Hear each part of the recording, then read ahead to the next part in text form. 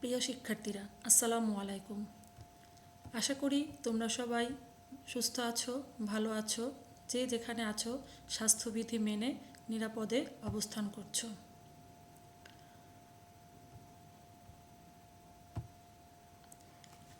আজকের অনলাইন ক্লাসে তোমাদের স্বাগতম। আমি নাদিয়াতুজ জোহরা, প্রভাষক, দর্শন বিভাগ, ঢাকা কলেজ, ঢাকা। প্রিয় শিক্ষার্থীরা, আজকে অনার্স চতুর্থ বর্ষের ছাত্ররা তোমাদের জন্য আমার এই অনলাইন ক্লাস। তোমাদের কোর্সের নাম হচ্ছে সমাজ দার্শনিক বৃন্দ, কোর্স নং 713। এর আগের সপ্তাহে আমি তোমাদের এই সমাজ দার্শনিক বৃন্দই এবং চতুর্থ বর্ষের এই সমাজ দার্শনিক বৃন্দ কোর্সের ক্লাসই নিয়েছি। তো আজকেও তোমাদের সাথে আমি সেম ক্লাসে এসেছি। কারণ হচ্ছে গত ক্লাসেও আমি তোমাদের এমিল ডুরখেমের কিছু তত্ত্ব নিয়ে আলোচনা করেছি, তার বিভিন্ন বিষয় নিয়ে আলোচনা করেছি। গত ক্লাসে আমি এমিল ডুরখেমের যে বিষয়গুলো নিয়ে তোমাদের সাথে আলোচনা করেছি সেগুলো হচ্ছে তোমার সামাজিক ঘটনা, তারপরে শ্রম বিভাজন, যৌথ চেতনা, তারপর ছিল তোমাদের সামাজিক সংহতি, এই বিষয়গুলা। তো আজকে এমিল ডুরখেমের আরেকটি গুরুত্বপূর্ণ তত্ত্ব, এটা হচ্ছে সোশ্যাল থিওরি অফ সুইসাইড, সেই বিষয়টা নিয়ে আমরা আলোচনা করব। তো এমিল ডুরখেমের সোশ্যাল থিওরি অফ সুইসাইড অর্থাৎ আত্মহত্যা সম্পর্কে যে তত্ত্বটা, সেটা নিয়ে আমরা এখন কথা বলবো। তো আত্মহত্যা সম্পর্কে জানার আগে যে আত্মহত্যা বিষয়টা কোথা থেকে আসছে, এমিল ডুরখেমের আত্মহত্যা বিষয়টা কোথা থেকে আসছে আমরা সেটা জানবো। সেটা মূলত অ্যানোমি নামে একটা শব্দ দ্বারা এসেছে, যেটা তোমরা দেখতে পাচ্ছ স্ক্রিনে দেখা যাচ্ছে। ডুরখেমের বিখ্যাত অ্যানোমি প্রত্যয় আত্মহত্যা গবেষণার একটি কেন্দ্রবিন্দু। ফরাসি থেকে হুবহু অনুবাদকৃত এই অ্যানোমি অর্থ হলো নৈতিকতাহীন এমন একটি অবস্থা যেখানে নিয়মনীতি অনুপস্থিত। এই অ্যানোমি শব্দটি এসেছে আবার দেখো আরেকটি অ্যানোমি থেকে, মানে একটু তোমরা দেখো, একটু খেয়াল করো যে বানানে একটু পার্থক্য আছে। সেটা হচ্ছে মূল অ্যানোমি শব্দ যেটা, সেটা হচ্ছে ANOMIE, তোমরা দেখতে পাচ্ছ। আর এটি এসেছে অ্যানোমি, উচ্চারণটা প্রায় একই রকম কিন্তু বানানটা আলাদা, ANOMY, অ্যানোমি থেকে, যার অর্থ হচ্ছে স্টেট অফ নর্মলেসনেস। ডুরখেম অ্যানোমি আলোচনায় সার্বিক নৈতিকতার অবক্ষয়ের কথা বলেছেন।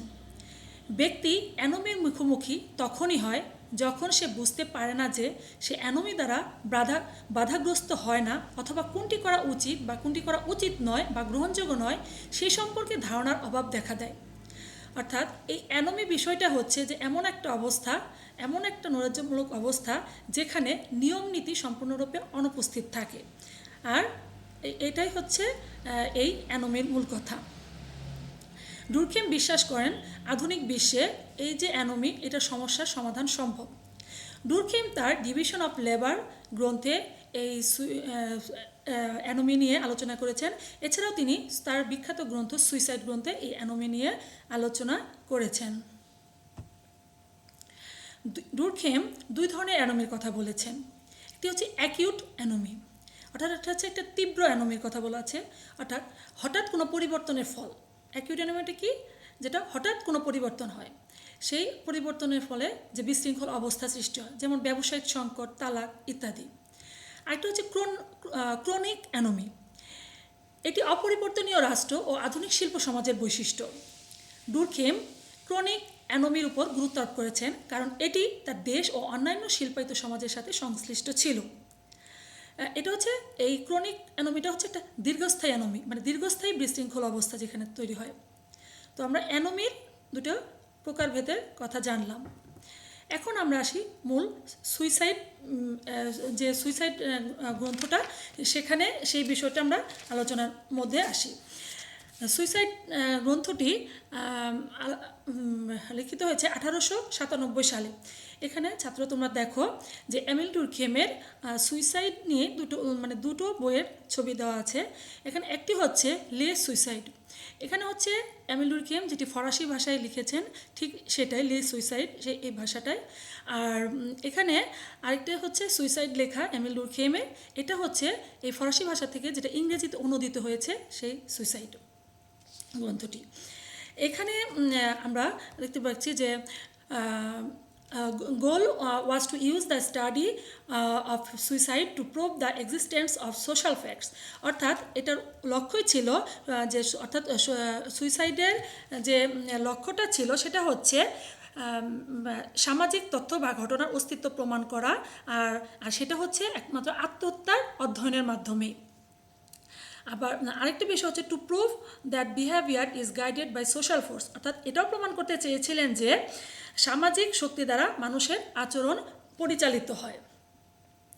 তাহলে তোমরা দেখতে পাচ্ছ যে সুইসাইড গ্রন্থটি এমিল ডুরখেইম 1897 সালে লিখেছেন।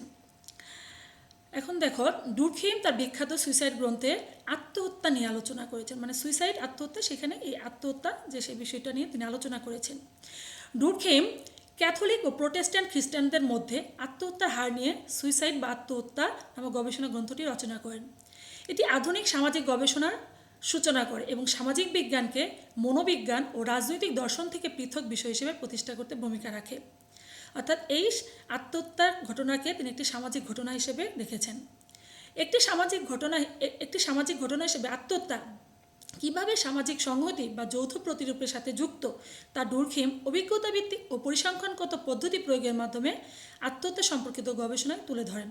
অর্থাৎ তিনি কী বলেছেন যে একটি সামাজিক ঘটনা হিসেবে একটি আত্মহত্যাকে তিনি সামাজিক ঘটনা বলেছেন, এবং এই সামাজিক ঘটনা হিসেবে আত্মহত্যাটা কি সামাজিক সংহতির সাথে, মানে সামাজিক সংহতির সাথে যুক্ত। সামাজিক সংহতিটা কি, যে সমাজে মানুষের মধ্যে যে ঐক্য একতা সেটা। আর একটা যৌথ প্রতিরূপটা কি, আমরা যেটা আগের ক্লাসে পড়েছি, যৌথ প্রতিরূপটা হচ্ছে বা যৌথ চেতনাটা হচ্ছে সমাজে বিদ্যমান মানুষের যে আচার অনুষ্ঠান, রীতিনীতি, ধ্যান ধারণা, মূল্যবোধ, এগুলো যা কিছু দ্বারা মানুষ নিয়ন্ত্রিত হয় বা পরিচালিত হয়, সেগুলোর যৌথ রূপটাই হচ্ছে সেগুলো মিলেই তৈরি হয় যৌথ প্রতিরূপ। তাহলে এই বিষয়গুলা যে সামাজিক সংহতি এবং যৌথ প্রতিরূপের সাথে এই সামাজিক ঘটনা আত্মহত্যাটা যুক্ত, এবং এই বিষয়টা ডুরখেইম তার অভিজ্ঞতা ভিত্তিক এবং পরিসংখ্যান ভিত্তিক পদ্ধতি প্রয়োগের মাধ্যমে তার গবেষণায় তুলে ধরেন। পরবর্তীতে তার গবেষণা, এই যে আত্মহত্যা সম্পর্কে তার গবেষণা, এটি মার্কিন সমাজ গবেষণার পদ্ধতি হিসাবে বিকাশ লাভ করে। আত্মহত্যাকে গবেষণার বিষয় হিসাবে নির্বাচনের কারণ হলো এর তথ্য সহজলভ্য ও সুনির্দিষ্ট প্রপঞ্চ। আত্মহত্যা যে কোনো ব্যক্তিগত, মনস্তাত্ত্বিক, ভৌগোলিক বা দৈহিক কারণে ঘটে না, তা তিনি অত্যন্ত জোরের সাথে বলেন, এবং এর কারণ যে সামাজিক সংহতির মধ্যে নিহিত তা দৃঢ় প্রত্যয় ঘোষণা করেন। অর্থাৎ আত্মহত্যার বিষয়টা তিনি বলেছেন যে এটা কোনো ব্যক্তিগত, মানসিক, ভৌগোলিক বা দৈহিক কারণে ঘটে না, এটা তিনি অনেক জোরালোভাবে বলেছেন, এবং তিনি বলেছেন এই আত্মহত্যার শুধুমাত্র সামাজিক সংহতির মধ্যে নিহিত, মানে সমাজে মানুষের মধ্যে যে ঐক্যতা বোধ সেটা কম বেশির উপর এই আত্মহত্যা বিষয়টি নিহিত। আর এই ঘোষণার পরিসংখ্যানগত তথ্যাদি তার মতকে প্রতিষ্ঠিত করে, মানে এটার দেখা যায় যে এই যে তিনি এই কথাগুলো বলেছেন এটার বিজ্ঞানসম্মত পরিসংখ্যানগত তথ্য আছে ডুরখেইমের কাছে। কোনো ব্যক্তি কেন আত্মহত্যা করে, ডুরখেইম তা আলোচনা করেননি। ঊনবিংশ শতাব্দীর মৃত্যুহার বর্ণনা করাও তার উদ্দেশ্য ছিল না। তিনি আত্মহত্যার সংখ্যাগত দিকের চেয়ে আত্মহত্যার সামাজিক হারের দিকে বেশি গুরুত্ব দেন। মানে তিনি আত্মহত্যার সংখ্যা, মানে একটা এলাকায় কজন মানুষ আত্মহত্যা করেছে ওভাবে তিনি হিসাব না করে যে 100 জনের মধ্যে কয়জন আত্মহত্যা করেছে সেভাবে তিনি এই বিষয়টাকে দেখেন। এ কারণে আত্মহত্যাকে সামাজিক ঘটনা হিসেবে তিনি মূল্যায়ন করেন। তিনি দেখান বিভিন্ন ধরনের আত্মহত্যা সামাজিক সংহতির বিভিন্ন মাত্রারই ফল, অর্থাৎ সমাজে মানুষের মধ্যে যে একতা, ঐক্যতা, বা মানুষের মধ্যে যে সবার যে মিল, সম্মতি বা সর্বসম্মতি, সেগুলার কম বেশি প্রেক্ষিতেই এই আত্মহত্যা সংগঠিত হয়, সেটা ডুরখেইম বলেছেন।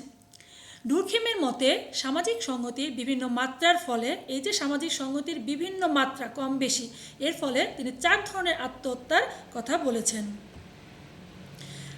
তোমরা একটু স্লাইডে দেখো, 4 টাইপস অফ সুইসাইড, যে 4 প্রকার আত্মহত্যার কথা কি বলেছেন। ইগোইস্টিক সুইসাইড, আত্মকেন্দ্রিক আত্মহত্যা।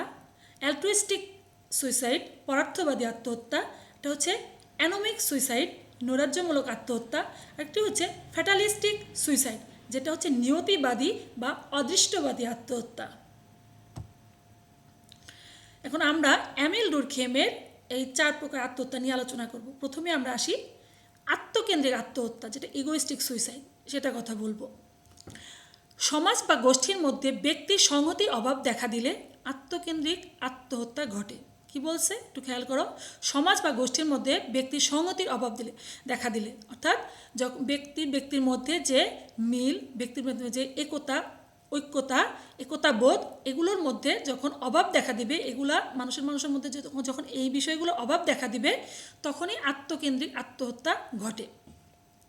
এই পর্যায়ে ব্যক্তি আত্মকেন্দ্রিক হয়ে সমাজ থেকে বিচ্ছিন্ন হয়ে পড়ে, অর্থাৎ ব্যক্তি সামাজিক সংহতি থেকে বিচ্ছিন্ন হয়। তাই সমাজ বা গোত্রের মূল্যবোধ, নীতিমালা ব্যক্তিকে নিয়ন্ত্রণ করতে পারে না।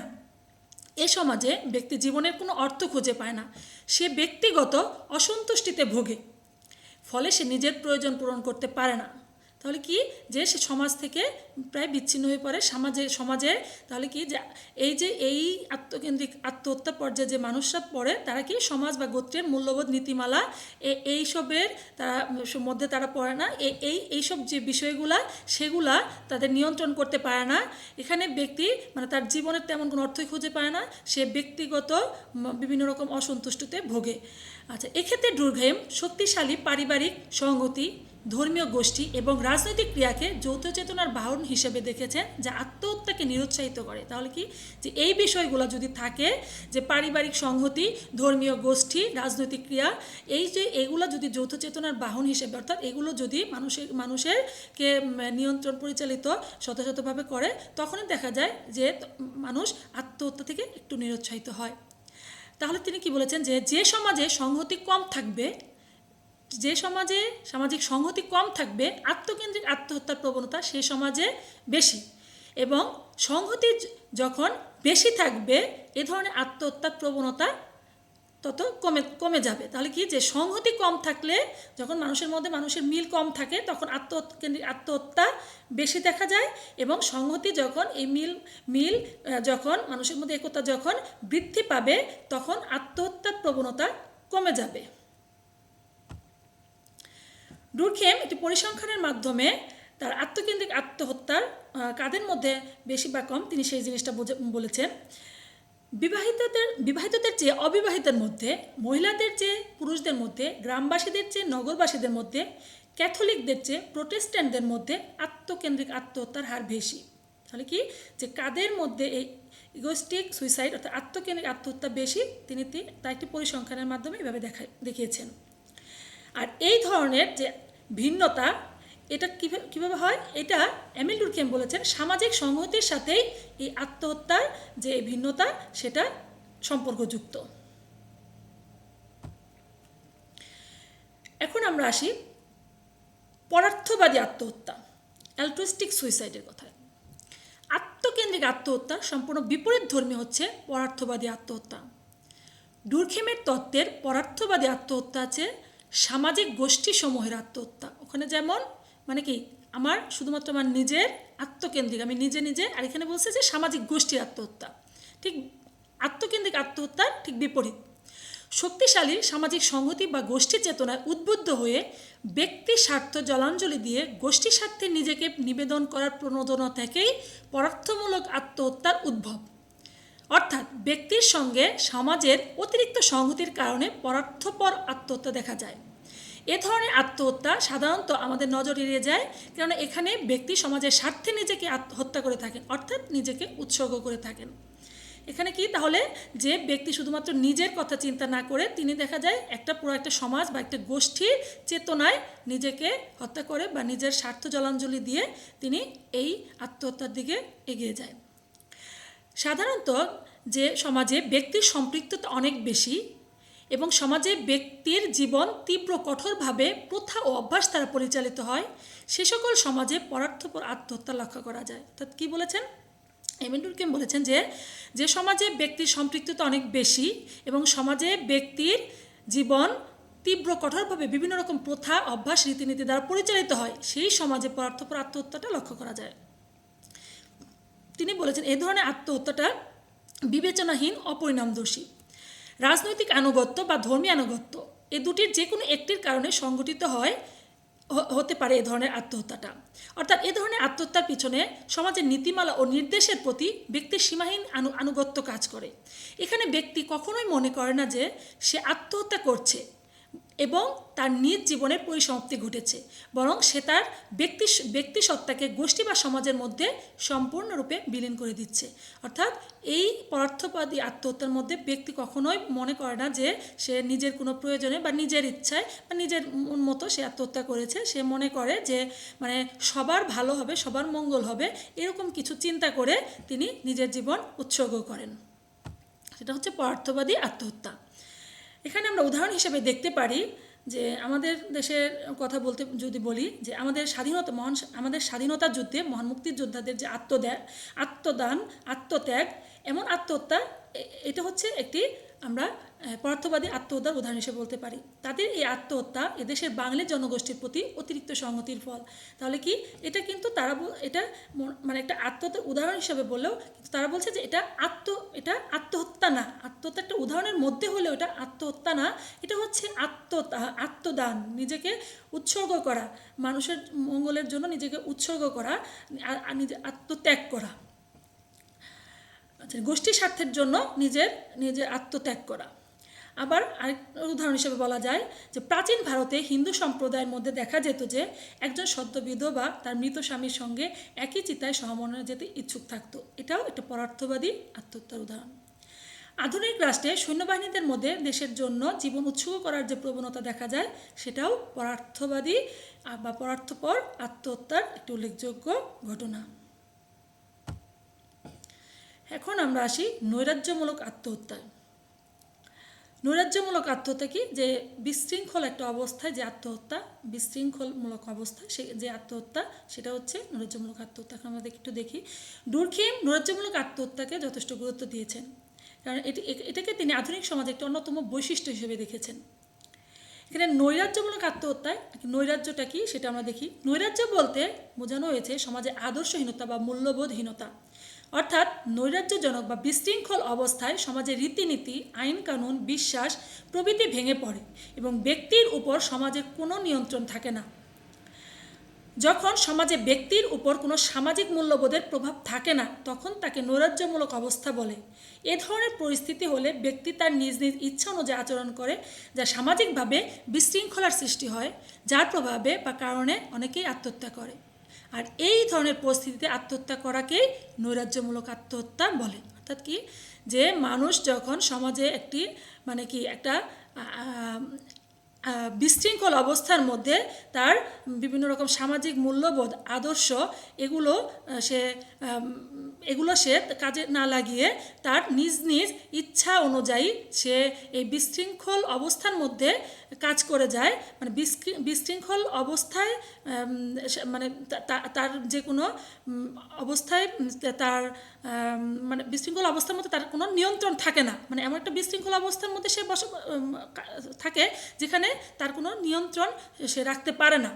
আর এই যে যখন এই বিশৃঙ্খল অবস্থা বা নৈরাজ্যমূলক অবস্থা সৃষ্টি হয়, আর তখনই সে দেখা যায় এই নৈরাজ্যমূলক আত্মহত্যা ঘটায়। এই নৈরাজ্যমূলক আত্মহত্যার কারণ হিসেবেও কাজ করছে সামাজিক পরিস্থিতির অনুপস্থিতি বা একেবারে তা ভেঙে পড়া। অর্থাৎ হঠাৎ করে সামাজিক পরিবর্তন হলে এরকম বিশৃঙ্খল বা নৈরাজ্যমূলক অবস্থার সৃষ্টি হয়। তো সমাজে হঠাৎ করে যেন কোনো পরিবর্তন হয়, দেখা যায় তখন এই পরিবর্তনের কারণে দেখা যায় অনেক সময় এই বিশৃঙ্খল বা নৈরাজ্যমূলক অবস্থার সৃষ্টি হয়। সাধারণত বলা যায় যে কোনো বিপ্লব বা দুর্যোগের পর এই ধরনের এই নৈরাজ্যমূলক পরিস্থিতি অবস্থার সৃষ্টি হয়।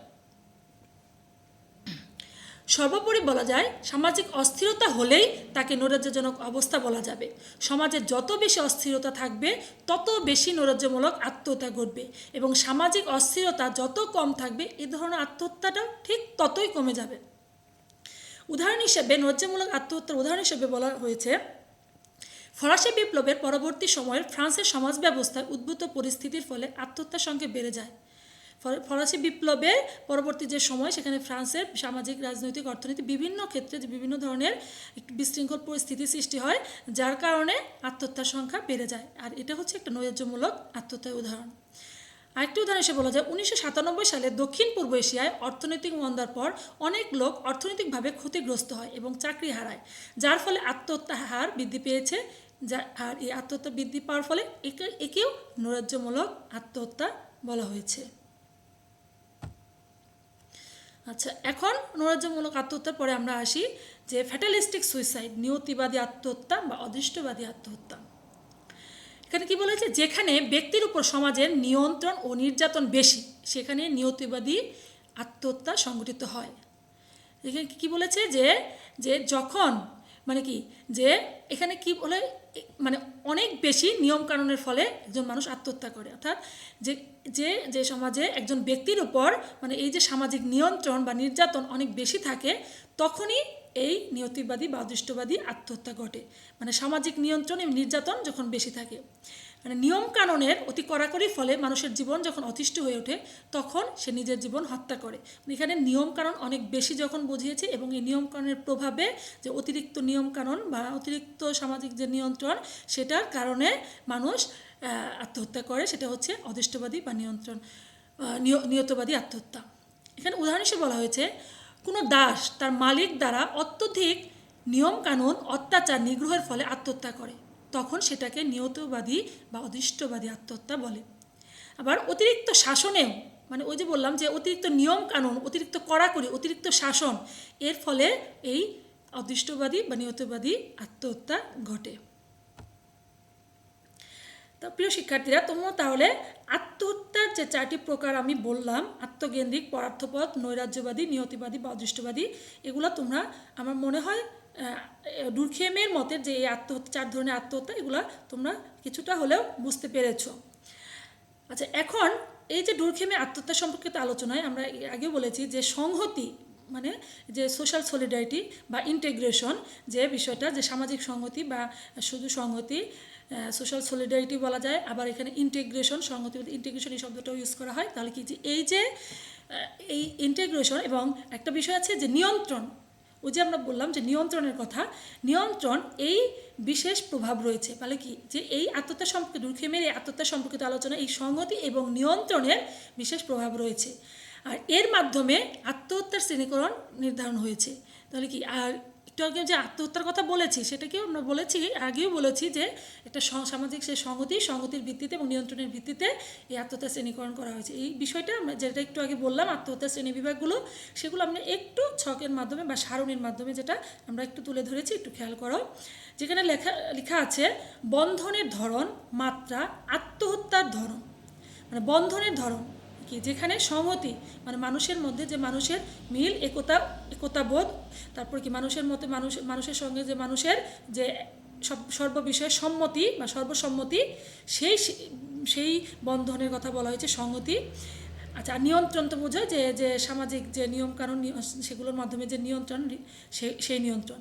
আচ্ছা, এখানে সংহতির কথা বলা হয়েছে যে সংহতির মাত্রা যখন নিম্ন থাকে, মানুষের মধ্যে মানুষের মিল যখন কম থাকে তখন আত্মকেন্দ্রিক আত্মহত্যাটা ঘটে, এবং এই সংহতিটা যখন অনেক উচ্চ পর্যায়ে অর্থাৎ হাই থাকে তখন কি হয়, পরার্থপর আত্মহত্যাটা। এবং এই যে তারপরে আমরা নিয়ন্ত্রণে বন্ধনের ধরন, যখন নিয়ন্ত্রণের ভিত্তিতে যে বন্ডিংটা যখন নিয়ন্ত্রণের ভিত্তিতে হয় তখন আমরা কি যে এই নিয়ন্ত্রণটা যখন নিম্ন পর্যায়ে থাকে, যখন সমাজের রীতিনীতির দ্বারা মানুষ নিয়ন্ত্রিত হতে পারে না, তখন এই নৈরাজ্যমূলক আত্মহত্যাটা ঘটে। আবার যখন এই নিয়ন্ত্রণটা অনেক বেশি থাকে, একটা হচ্ছে একদম যখন নিয়ন্ত্রণটা থাকেই না তখন যেমন নৈরাজ্যমূলক আত্মহত্যাটা ঘটে, ঠিক তেমনি নিয়ন্ত্রণটা যখন অনেক বেশি পরিমাণে অনেক হাই অনেক উচ্চ হয় তখন কি ঘটে, নিয়তিবাদী বা অদৃষ্টবাদী আত্মহত্যাটা সংঘটিত হয়। এখানে দেখো তোমাদের ডুরখেমস থিওরি অফ সুইসাইডটা আমি একটু এখানে দেখিয়েছি তোমাদের, যে নিচে সোশ্যাল সলিডারিটি কথা আছে, কথাটি দেখতে পাচ্ছ, আর বাম দিকে সুইসাইড ফ্রিকোয়েন্সি, অর্থাৎ এখানে যেটা ওই আমরা আগেও বলেছি সেটাও একটি ডায়াগ্রামের মাধ্যমে একটু দেখানোর চেষ্টা করেছি যে সামাজিক সংহতিটা সোশ্যাল সলিডারিটিটা যখন দেখো লো, ঠিক আছে, যখন নিম্ন পর্যায়ে তখন আত্মকেন্দ্রিক ইগোইস্টিক এবং অ্যানোমিক আত্মকেন্দ্রিক এবং নৈরাজ্যমূলক আত্মহত্যাটা বেশি। আবার এখানে সামাজিক সংহতিটা যখন অনেক বেশি, সামাজিক সংহতিটা হাই, সোশ্যাল সলিডারিটি, তখন পরার্থবাদী আলট্রুইস্টিক সুইসাইডটা সংঘটিত হয়। এটা একটু দেখানো হয়েছে এখানে। আচ্ছা, এতক্ষণ আমরা যে এই যে ডুরখেমের 4 প্রকার, ডুরখেমের মতে ডুরখেমের মতে 4 প্রকার আত্মহত্যার কথা আমরা বললাম। এখন এই ডুরখেমেরই আত্মহত্যার একটু সামাজিক দিক তোমরা দেখো, যে ডুরখেম তার রচনায়, এই যে সুইসাইড নামক রচনা, এখানে তিনি আত্মহত্যার সামাজিক কারণগুলো ব্যাখ্যা করেছেন। তিনি প্রথমে পুলিশ রেকর্ড থেকে বিভিন্ন সুইসাইড কেস সংগ্রহ করেছেন। 20 বছরের ইতিহাস বিশ্লেষণ থেকে দেখা যায় এগুলো কখনোই তাদের ধরন বদলায়নি। ডুরখেম আত্মহত্যার হার ওঠানামা বা তার প্রকৃতি নির্ধারণের জন্য মেথোডোলজির কথা বলেননি, বরং এটিকে প্রয়োগ করার জন্য, অর্থাৎ এই মেথোডটিকে প্রয়োগ করার জন্য আত্মহত্যাকে একটি উদাহরণ হিসেবে প্রয়োগ করেছেন। এক্ষেত্রে আত্মহত্যা হচ্ছে আরও অসংখ্য সামাজিক ঘটনার মধ্যে একটি মাত্র, অর্থাৎ যে ডুরখেম কিন্তু এই আত্মহত্যাকে একটি সামাজিক ঘটনা বলেছেন, এবং সমাজে বিদ্যমান বিভিন্ন আরও অনেক আত্মহত্যার মতো ঘটনা ছাড়া আরও বিভিন্ন ঘটনা আছে। সেই অসংখ্য বিভিন্ন সামাজিক ঘটনার মধ্যে আত্মহত্যা হচ্ছে একটি ঘটনা, সামাজিক ঘটনা। আর আত্মহত্যার যে ধরনগুলো আলোচিত হয়েছে তাদের মধ্যে একটি যোগসূত্র স্থাপনের চেষ্টা তিনি করেছেন। সকল ধরনের আত্মহত্যাই সমাজ দ্বারা নির্ধারিত এবং একটি অপরটির উপর তিনি নির্ভরশীল নয়। এখানে আত্মহত্যা সমাজ দ্বারা নির্ধারিত হলেও একটি অপরটির উপর যে নির্ভরশীল সেটা নয়, তিনি সে কথা বলেছেন। ডুরখেম তার রচনায় আত্মহত্যার ঘটনাগুলোকে সংখ্যা দিয়ে নয় বরং এর হার দিয়ে ব্যাখ্যা করেছেন। আমরা আগেও এই কথাটা বলেছি যে তিনি সংখ্যা দিয়ে নয় বরং যে 100 জনের মধ্যে কতজন আত্মহত্যা করেছে সেই হারের কথা তিনি বলেছেন। একটা পার্সেন্টেন্সের হিসাব করে তিনি আত্মহত্যার ঘটনাকে ব্যাখ্যা করার চেষ্টা করেছেন। এখানে ব্যক্তি নিজস্ব অবস্থা বা অবস্থানের কোনো ভূমিকা আত্মহত্যার ক্ষেত্রে নেই। এখানে ডুরখেম এটাও বলেছেন যে সমাজের পরিবর্তন না হয়ে শুধু ব্যক্তির মনস্তাত্ত্বিক পরিবর্তন আত্মহত্যার হারকে তেমন কোনো প্রভাব ফেলে না, যেটা সামাজিক পরিবর্তন হতে হবে মানুষের। আত্মহত্যাটা তিনি বলেছেন যে কোনো মনস্তাত্ত্বিক ব্যাপার না, এটা হচ্ছে সামাজিক কারণ, সামাজিক ঘটনা।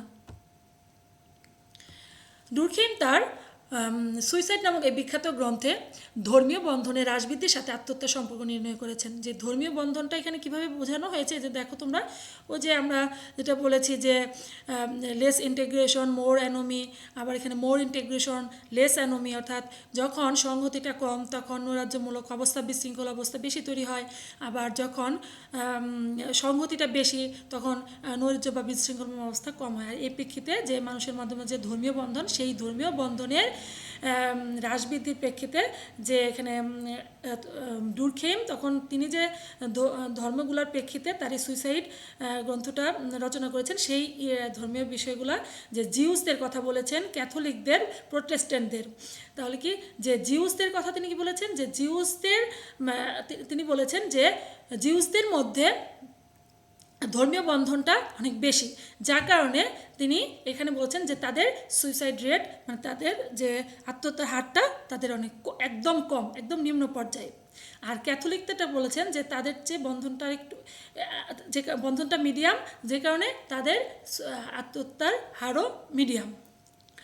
আর যেটা বলেছেন যে প্রোটেস্ট্যান্টদের মধ্যে ধর্মীয় বন্ধনটা সবচেয়ে কম, যে কারণে একদম লো, যে কারণে সুইসাইড রেটটা অনেক হাই।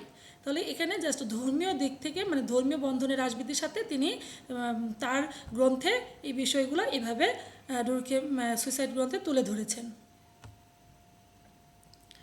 এখন আত্মহত্যা সম্পর্কে যে প্রকারভেদগুলো আমরা দেখলাম, আত্মহত্যাকে ডুরখেম যে সামাজিক ঘটনা হিসেবে আখ্যায়িত করেছেন, তার প্রেক্ষিতে তিনি এই যে সামাজিক ঘটনা বলেছেন, যে সব কিছু মিলিয়ে আত্মহত্যা নিয়ে যিনি আলোচনা করেছেন, সেই আলোচনার পর ডুরখেমেরই কিছু অনুসিদ্ধান্ত আছে।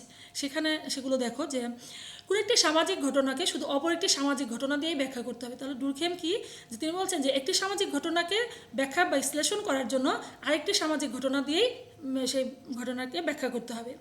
তারপরে তিনি বলেছেন যে সামাজিক সংহতির মাত্রার তারতম্যের সাথে সাথে আত্মহত্যার হার ওঠানামা করে এবং একই ধরনের আত্মহত্যা সংঘটিত। ওই যে আমরা বলছি যে সামাজিক সংহতি ইন্টিগ্রেশনের যে তারতম্যের ভিত্তিতে যে আমরা দেখেছি যে বিভিন্ন ধরনের তার আত্মহত্যা সংঘটিত হয়, সেটার কথা তিনি বলেছেন।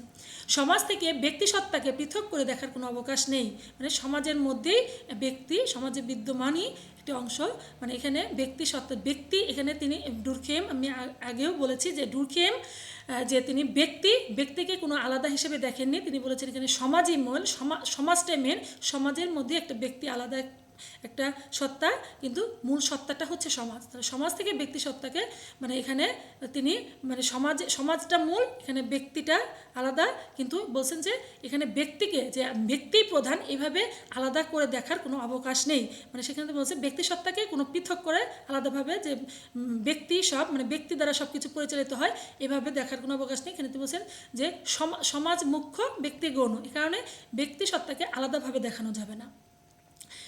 তারপর তিনি বলেছেন যে সমাজ থেকে ক্রমশ পরার্থপরমূলক আত্মহত্যা কমে আসবে এবং আত্মকেন্দ্রিক ও নৈরাজ্যমূলক আত্মহত্যা ক্রমাগত বৃদ্ধি পেতে থাকবে। এরপর তিনি বলেছেন যে নৈরাজ্যমূলক আত্মহত্যা সংঘটিত হয় সাধারণত আকস্মিক দারিদ্র্য অথবা আকস্মিক সম্পদ প্রাপ্তি থেকে। তারপর তিনি এটা তো বুঝতেই পারছো। তারপর যে বলছেন যে ব্যক্তির স্বাতন্ত্র্য চেতনা যখন একেবারে আদি পর্যায়ে মানে প্রাথমিক পর্যায়ে মানুষের আলাদা আলাদা চেতনা, চিন্তা চেতনা, ধ্যান ধারণা, রীতিনীতি যখন একেবারে প্রাথমিক পর্যায়ে থাকে এবং যখন একেবারে আবার একদম সর্বশেষ চূড়ান্ত পর্যায়ে আসে, এই দুই অবস্থাতেই আত্মহত্যা বেড়ে যায়। আচ্ছা, এই ছিল ডুরখেইমের যে মূল আলোচনা, আত্মহত্যা আলোচনা, সেখান থেকে একটা অনুসিদ্ধান্ত। আচ্ছা, মানে এরপরে আমরা ডুরখেইম আত্মহত্যা নিয়ে আলোচনা করলেও তার আত্মহত্যা নিয়ে আলোচনা করেছেন একটা সামাজিক ঘটনা হিসেবে তিনি আখ্যায়িত করেছেন আত্মহত্যাকে, কিন্তু এটি করার পরেও আমরা দেখি যে এখানে কিছু আলোচনা থাকলেও কিছু সমালোচনা আছে। এখন সমালোচনাগুলো দেখো। ডুরখেইম যেটা বলেছেন যে সামাজিক সংহতির মাত্রার উপর আত্মহত্যা নির্ভর করে, কিন্তু প্রাচীনকালে অধিক সংহতির ফলে আত্মহত্যা সংঘটিত হলেও আধুনিককালে সংহতিতে এরকম ঘটনা ঘটে না। যেটা বলেছেন যে প্রাচীনকালে অধিক সংহতির ফলে যে এরকম যে আত্মহত্যা সংঘটিত হলেও আধুনিককালে কিন্তু এরকম দেখা যায় না। তাহলে যে শুধুমাত্র সামাজিক সংহতির উপরেই যে আত্মহত্যা নির্ভর করে এটা সঠিক নয়। মানে সেই হিসেবে ডুরখেইমের মতানুসারে এটা একটা সমালোচনা বলা যায়।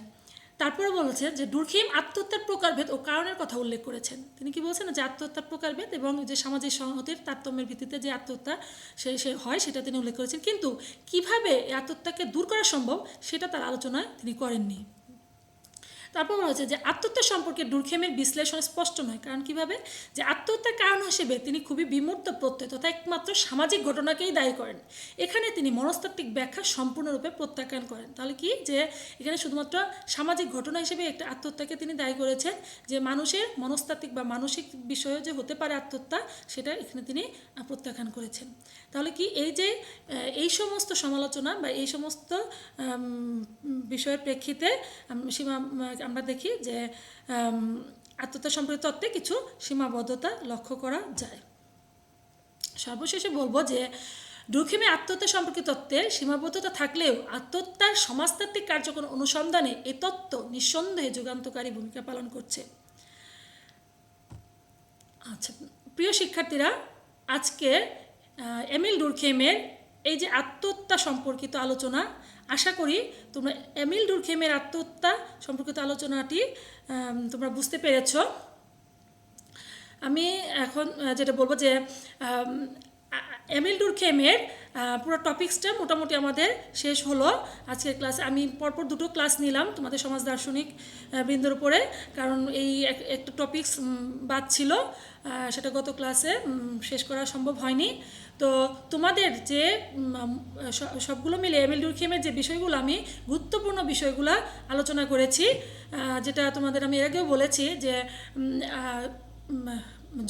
এমিল ডুরখেইমের যৌথ চেতনা পরীক্ষা অনেক সময় আসে, এটা সংক্ষিপ্ত কোশ্চেন রূপে অনেক সময় আসে, আর তারপর সামাজিক ঘটনা এটাও সংক্ষিপ্ত আসে, আর যেটা বড় আসে যে শ্রম বিভাজন তত্ত্ব, আরেকটা বিষয় আসে যেটা হচ্ছে সামাজিক সংহতি, যেখানে যান্ত্রিক সংহতি এবং জৈবিক সংহতি এই দুটো সংহতি আছে, এগুলো নিয়ে আলোচনা করো, এই বিষয়টা পরীক্ষায় আসে। আরেকটি গুরুত্বপূর্ণ টপিকস ছিল যেটা হচ্ছে এমিল ডুরখেইমের আত্মহত্যা সম্পর্কিত তত্ত্বটি আলোচনা করো। তো এই যে আমি তোমাদের সাথে মোটামুটি আলোচনা আজকে এখানেই শেষ। তো তোমরা এমিল ডুরখেইমের এই সমাজতত্ত্ব নিয়ে তিনি সমাজ দর্শনের এই যে বিষয়গুলো আলোচনা করেছি এগুলো তোমরা ক্লাসগুলো দেখে ভালোভাবে পড়বে, এবং তোমরা আশা করি যে তোমরা ঠিকমতো ক্লাসগুলো দেখবে এবং তোমরা সেগুলো বুঝে বাসায় পড়াশোনা করবে। তো প্রিয় শিক্ষার্থীরা, আজকে এখানেই সমাপ্তি। তো তোমরা নিজ নিজ বাসস্থানে সবাই সুস্থ থাকো, ভালো থাকো, নিরাপদে থাকো। আল্লাহ হাফেজ।